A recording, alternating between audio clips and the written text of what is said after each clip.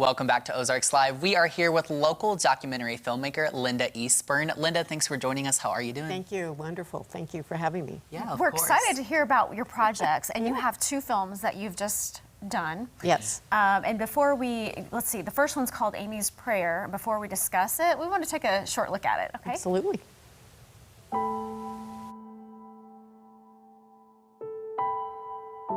When my mom left, everything fell apart.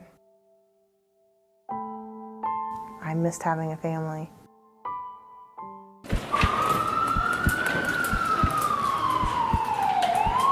They said, Annette, what do you think about this knot in Amy's neck?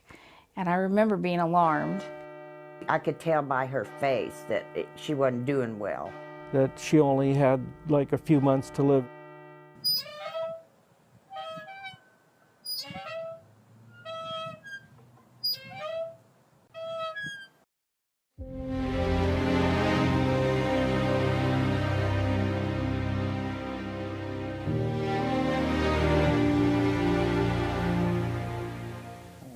It looks really powerful. Yeah. It is. It's a powerful story. It, you know, it really touches your heart. Yeah, tell us about it. Well, I can tell you some about it, but I want people to come actually see the film. But she was diagnosed with stage 4 Hodgkin's lymphoma. Wow. And given only a few months to live. She was going through treatment. She finally found someone who would treat her. They basically sent her home and said, you know, just make memories with your 2 daughters and let it be. But she did find someone to treat her, and as she was going through this, she reached a point where she was so sick, so ill, you know, she was just ready to give up. And at that point, she turned to prayer, and in the midst of this prayer, an answer came back, and that's kind of what the film's about. Wow. Now, how did you hear about her story? Is this someone you know? I can't tell you Okay. how I found out about her, but it's a story that came to me locally, yes, yes. Now, how long did it take you to film this? We filmed in about a year. I think we filmed.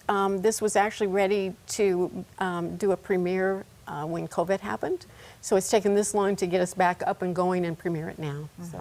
Wow. Now, as a filmmaker, like, what intrigues you about local stories? Like, how do you divvy up which ones maybe you're going to roll forward with? Usually it just depends on if it touches me, if I feel like that I can tell that story authentically. And then I will usually do so. But you have to have enough footage to be able to do it. You have to have enough interviews to be able to tell a story and to be able to get enough information with it. Now, without giving away anything, what's something that viewers will really enjoy about the film? I think what they will be able to identify with is anyone that they've known that had cancer or anyone that's had a terminally ill disease. Yeah. You know, just that heartfelt moment when you find out, and then where do you go from here? I think they'll relate to that, and also the fact that she was a mother. The 2 twins, 1.5 years old, you know, just that touching part of family. Yeah, so you've got another one called Encounter with the Enemy, and we would also like to check out that brief trailer.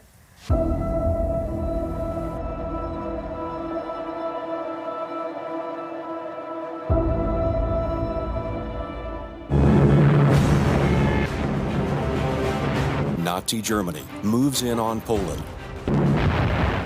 Terror is felt on the streets of Warsaw. They were in enemy territory. They found over 1,100 bodies. You were executed by the SS guards.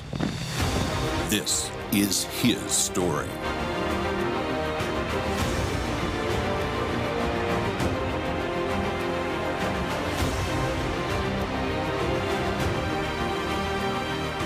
You tell some powerful stories. This one was just a really golden thing to tell. And you know, the thing was, I'm not so much a history buff, but doing all the research to find out about 1945, the end of the war, it was so fascinating. And then to be able to find the footage to be able to accompany this.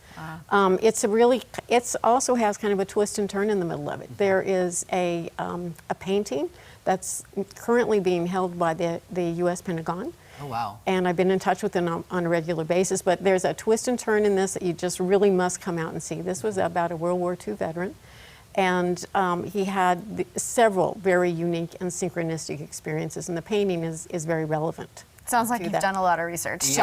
Quite a bit. So if people want to see these, you are doing a double feature on Sunday, is that correct? Sunday, 6 p.m., the Moxie, downtown Springfield, Missouri, yes, and then we'll have a reception after. And how do people get tickets for that? You can buy them out the door if there are any left, but otherwise you can just go to the Moxie Cinema website and purchase them online. All right. Well, thanks for joining us, Linda. We really appreciate it. Thank you. All right, coming up, find out what's happening tomorrow on the Square in Ozark. Ozarks Live returns right after this.